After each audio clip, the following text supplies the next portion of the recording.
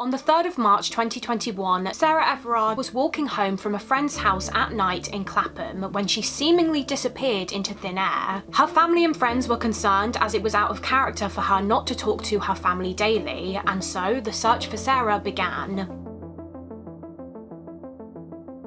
A week later, on the 10th of March, human remains were discovered in Kent, later identified as Sarah. 4 months later, the perpetrator, Metropolitan Police Officer Wayne Couzens, confessed to the rape and murder of Sarah. This case has opened up online conversations and scrutiny of the UK police force in an unprecedented way. It was a crime that shook social media to the core. After his arrest, WhatsApp messages between Wayne Couzens and fellow police officers were made public, showing that he had exhibited seriously dangerous and predatory behaviour prior to Sarah's murder, so something could have been done, but it wasn't. Let's look at the timeline. 2018, Wayne Couzens transfers to the Met. He had been a police officer since 2002. 13th of November 2020, Couzens exposes himself and performed a sex act in front of a female cyclist in a country lane in Kent. It is reported to the police. 14th of February 2021, Couzens exposes himself to 2 workers at a McDonald's drive-thru. He is caught on CCTV. 27th of February 2021, Couzens exposes himself to 2 women. Again, he is caught on CCTV. 3rd of March 2021, Sarah disappears whilst walking home. 5th of March 2021, a missing persons hunt is underway looking for Sarah. Couzens tells work that he is suffering from stress. 9th of March 2021, Couzens is arrested under suspicion of kidnapping.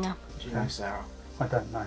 10th of March 2021, human remains are discovered. 11th of March 2021, the Reclaim These Streets movement plans a vigil at Clapham Common, but are opposed by the police, citing a violation of COVID-19 lockdown rules. I can now confirm that it is the body of Sarah Everard.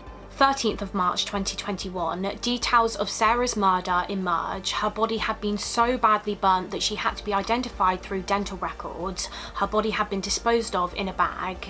That same day, an impromptu vigil is held at Clapham Common. Princess of Wales Kate Middleton attends. Shortly afterwards, police break up the peaceful vigil and several women are arrested and dragged away. 8th of June 2021, Couzens confesses that he is guilty of the rape and kidnap of Sarah. 10th of February 2022, Cressida Dick resigns as Commissioner of Met Police as she has come under fire for her responses to the case. The Mayor no longer has sufficient confidence in my leadership. 17th of February 2022, several fellow police officers are charged over sending offensive messages between them and Wayne Couzens between April to August of 2019. The final details of Sarah Everard's last moments are as follows. Couzens arrests Sarah Everard under the pretense of breaking COVID rules. He then drives Sarah to Dover in Kent, where he transfers her from a police car into his own personal vehicle. He then rapes Sarah before strangling her with a police bout and then burning her body.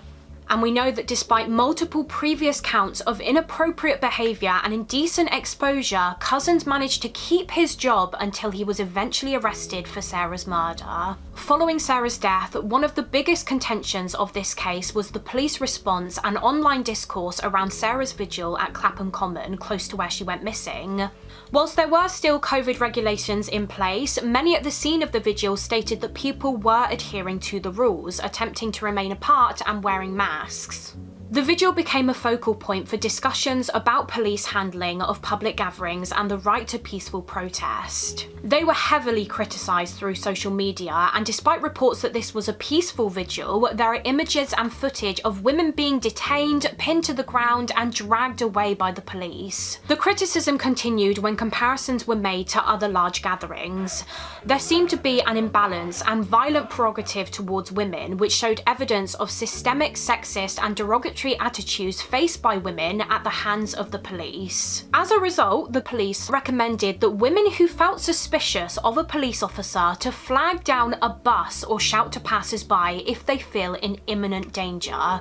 If we can't trust the police to protect us, then who can we trust? And if we cannot rely upon them, then what is their role? Pictures of the vigil show arrests of excessive disproportion, which went viral and became staple images in the argument against the police. Sarah has since become a symbol representing an end to violence against women. As a direct result of Sarah's murder, the slogan "Reclaim These Streets" was reignited and gained prominence as a hashtag on social media. This hashtag was used to express solidarity and to highlight concerns about women's safety in public spaces. After Sarah Everard's murder, there was an explosion on social media of women detailing experiences where they'd faced harassment and violence while walking in public places. People used the hashtag to share personal stories, demand action to address gender-based violence, and advocate for safer public spaces. The movement emphasised the need for changes, including cultural shifts, law enforcement accountability, and community initiatives to make public spaces safer for everyone, especially women. On the 6th of March 2023, Cousins was convicted and sentenced to 19 months imprisonment for 3 offences of exposure, contrary to Section 66 of the Sexual Offences Act 2003,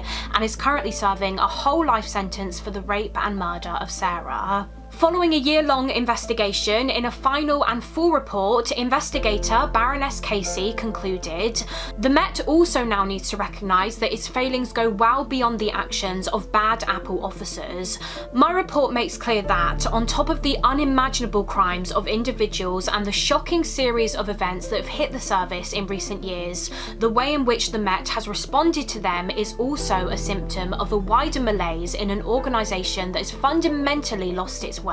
What we have found right across the Met is institutional and systemic racism, sexism and homophobia. As a result of the loss of public confidence in the force, Baroness Casey goes on to say that after a 2- and 5-year review, if sufficient progress is not being made, more radical structural options such as dividing up the Met into national, specialist and London responsibilities should be considered to ensure the service to Londoners is prioritised. The Sarah Everard case was an online trial of an institution that has failed to protect others and is calling for reform. It has highlighted serious problems within the police force. While Sarah's tragic death lies at the heart of this case, the case speaks of a wider issue surrounding the Metropolitan Police.